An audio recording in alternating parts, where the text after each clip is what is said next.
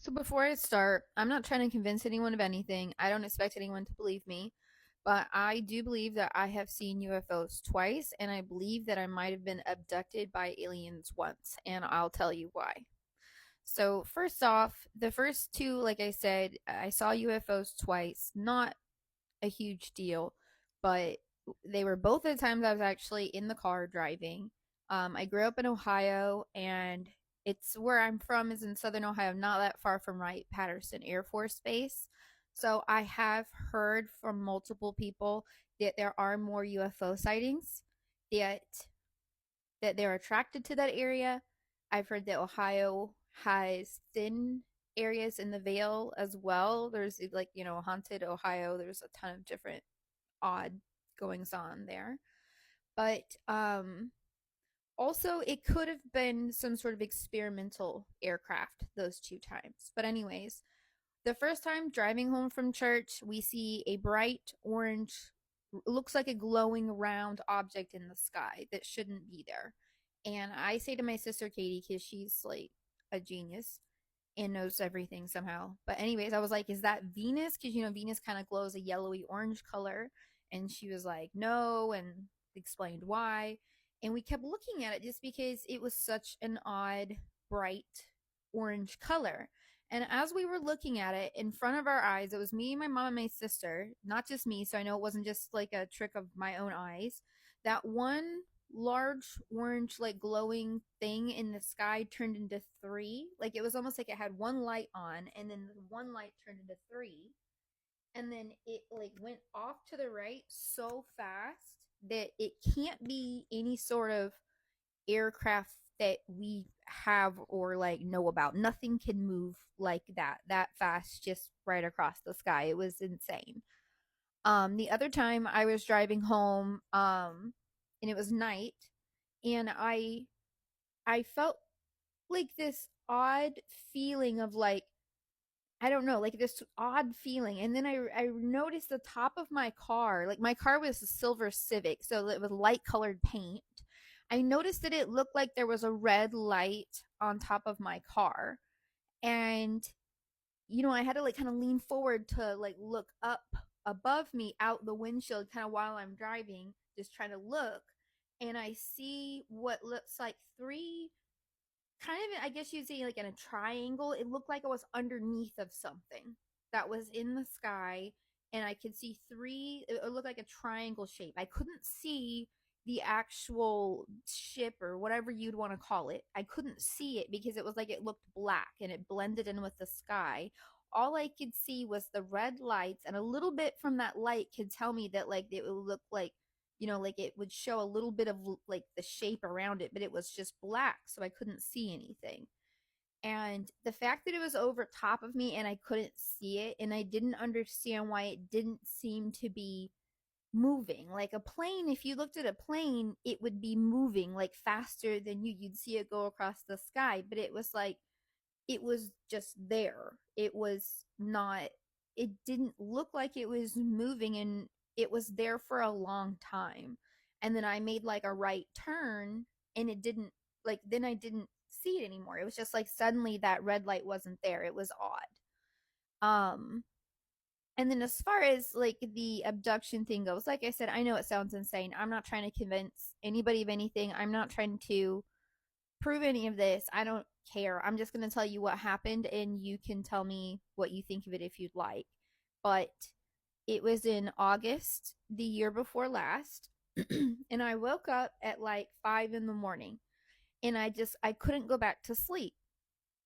And I was just kind of like in a daze. I really wanted to like sleep, but I couldn't. And I was sitting at my desk chair, and all of a sudden I hear this like extremely loud noise. Like it's this droning, loud, horrible noise that's, it feels like it's shaking the whole house. And I start to panic because I can't think of any logical reason that anything would make that loud of a noise or for that long. And it was like very quickly almost like shutting me down, like overstimulating, like an attack or something, like it would, like too much sound, like putting you on the ground almost from the vibrations.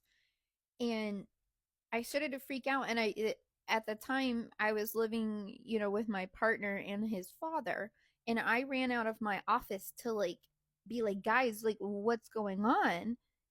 Both of them sound asleep, no reaction, and I'm like, am I losing my mind? I don't understand what's happening. But it was like, since I didn't know what to do and there was just all this noise, I just went and sat down and at my desk chair again. And the next thing I knew, I was shaking and I was cold and I had my knees up like against my chest in my desk chair, and it was like 3 hours later. And I I didn't have any like account of what had happened. I didn't go back to sleep. The last thing I knew was that there was a sound so loud and no one else was reacting. And I was freezing and shaking, and it was August. It's warm already, by like 8 a.m. And it was warm in my office. There's no air conditioning or anything, and the door was closed, so there's not even airflow. It was not cold at all. It's Los Angeles in August, so it's hot, but I was shaking and freezing, and I couldn't warm up. And I actually like put on a hoodie because I was so cold I could not warm up. And the other thing that was odd is I looked at my hand, and I had gotten a severe burn on my index finger the day before. Weirdly enough, I had got this odd feeling to go and check on my headphones that I plugged in. I used the wrong charger for my headphones, and I guess it was like shorting out and it was on fire, and I didn't know it, but my gut told me to go and check it. So I went to check my headphones. In my mind, I thought, okay, I just want to know if they're charged yet. But I think, I don't know, the universe, God, the spirits, I don't know, made me go and check it. But when I went to unplug it, because it was like about to be on fire, it burnt my finger really badly. So badly that I had a bubble, like, like a blister on my finger, and I have a picture of it. I was actually so upset that I burnt my finger that bad, but like impressed that my gut told me to go and unplug it, that I took a picture and I was telling my friend about it. And anyways, after whatever that thing was where I lost track of time, my finger was completely healed, and it had only been 1 day, and that bubble blister on my finger is just totally gone. And I took after pictures as well. The before pictures aren't very good. I didn't think that I'd need to prove that I had a blister on my finger. So there, it's not even really like in focus. It's not a good picture because I didn't know that I would need it. So I just took a quick picture like in complaint form for my friend. But when I got back from whatever that experience was, my finger was completely healed. So I don't know what that was, but I spoke to a few different I guess you'd call them spiritual readers. Some people call them psychics, people that know things. And they suggested to me that that had been what had happened, a potential abduction, and I had to process that, and I felt kind of unsafe for a while.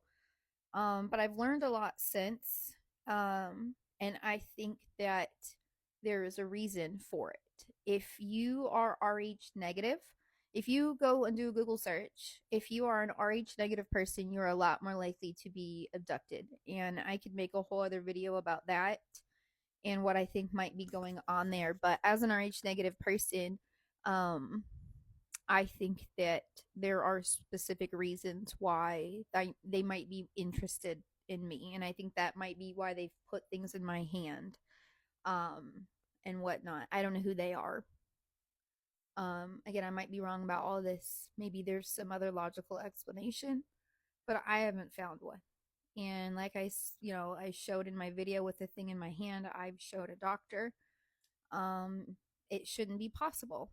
So you tell me, you know, you tell me, what do you think?